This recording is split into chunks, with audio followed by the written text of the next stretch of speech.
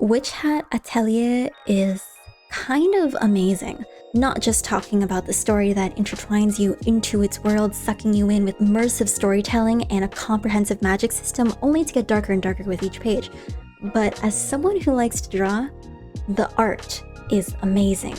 You look at the art, the flow, the characters, they look like they're flying off the panels, and then they do. You see the amazing composition, posing environments.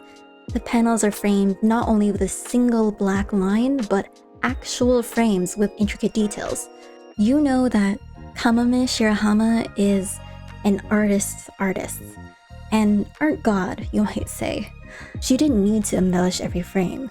It would have been fine without it either way. She didn't need to hide meaning in the composition, the twisting and turnings of these roads mimicking the twisting and turning of the situation wildly going wrong. I saw this be redrawn on Twitter so many times.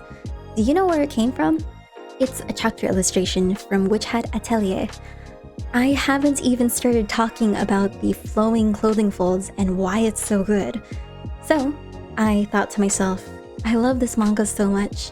Why don't I take what I learned and make a painting inspired by Kamome Shirahama's art? Take inspiration from the framing, what I can learn from the way she draws flowing fabric, and overall composition to make a painting that I could be proud of. So, that's what I did. But let's start at the very beginning with a sketch. Let's make something ethereal. And what else is ethereal other than angels?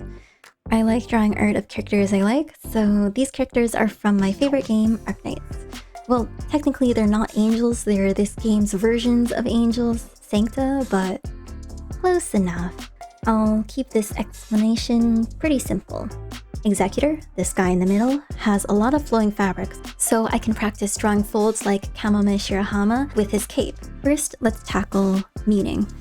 These two characters are foils of each other. While Executor is all reason, talks mechanically, and struggles to understand the meanings of emotion despite being in a race of empathy-linked individuals, Virtuosa plays her cello, and as a result of her playing, the inhibitions and emotions of those who hear her music are freed.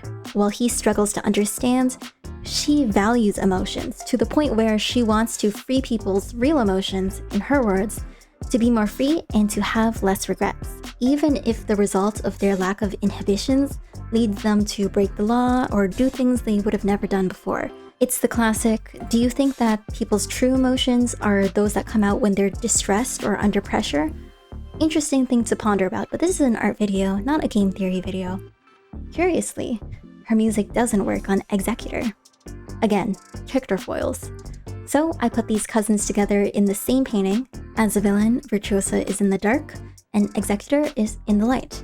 Very simple meaning, but meaning nonetheless. I painted everything in grayscale first because I wanted to do my favorite way to add colors, use a gradient map. And because most of these characters' outfits are black and white, I can make the whole painting more colorful and stylized very easily without having to worry about adhering to character palettes. I just needed to do the skin color first with adjustment layers, Executor's red sash, and then merge all of the grayscale layers together, cutting out the parts for the skin and red to bake through before deciding on the colors. I was thinking magical, realistic vibes, and I wanted the red to stand out, so I made a pretty cool tone gradient map.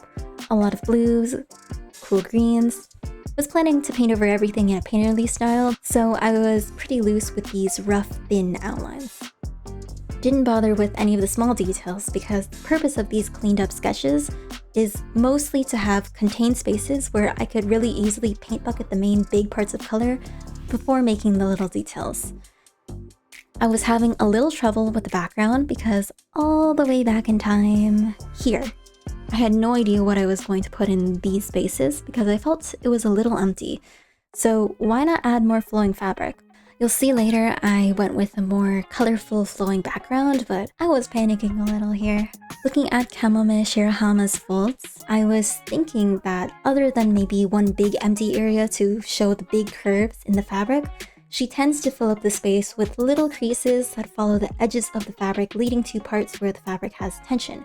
So my strategy was to make sure that the edges looked good first before working on the inner parts of the fabric. Later on, I used the same method when painting too, doing a thick outline first before later going in and filling the space.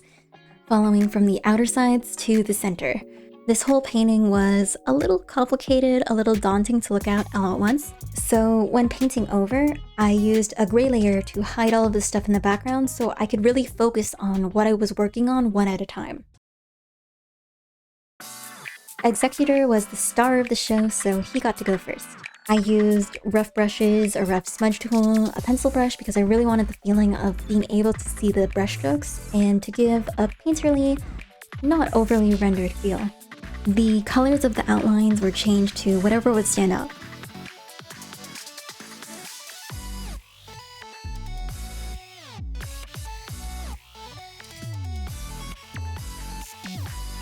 The red sash wasn't fully rendered because I wasn't sure if keeping it simplified would make it look better and make it stand out more, but I did end up adding little folds later on.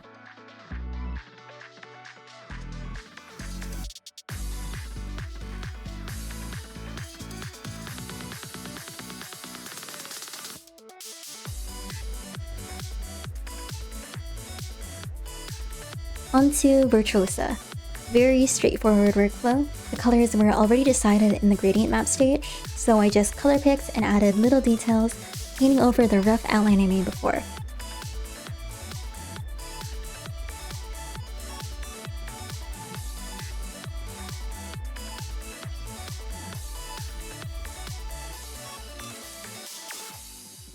This part was pretty fun, the folds of the cloth.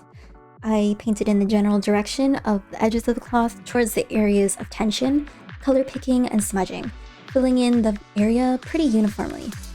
I think that's what makes Shirahama's folds so good. They fill the space very nicely while giving leading lines directing the viewer to the main parts of the painting, the characters' bodies and faces.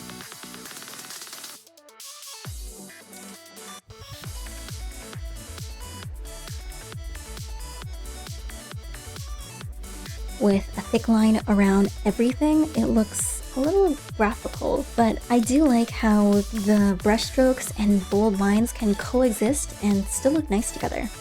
The head and the cube in the background, not much to say here. I kept to the background palette and smoothed over everything to make it look more clean. The frame was a mix of patterns and lines, very asymmetric. The top half is very straight lines and simple, but the bottom half is more classical frame-like, more virtuosa themes. And finally, the background. At this stage, I fully abandoned my initial plans to add more cloth and just used the rough paintbrush and textured everything. It's not really a pattern, just rough splashes of color. I guess it kind of looks like smoke. I don't know how to describe it, but it turned out pretty well. And it does contribute to the painterly texture vibes. And after a few more touches, done! A painting inspired by Witch Hat Atelier. Not in a full style recreation, but the elements of emphasizing folds, framing, out-of-frame composition is there if you look for it. Maybe. Do you see it? Painting outside of the predetermined frame can give a unique vibe.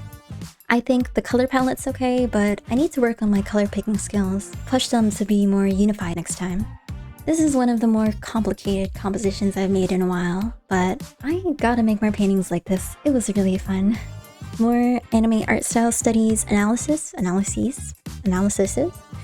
drawing tutorials will be coming up on this channel, so if you're interested in that, see ya! Thanks for watching!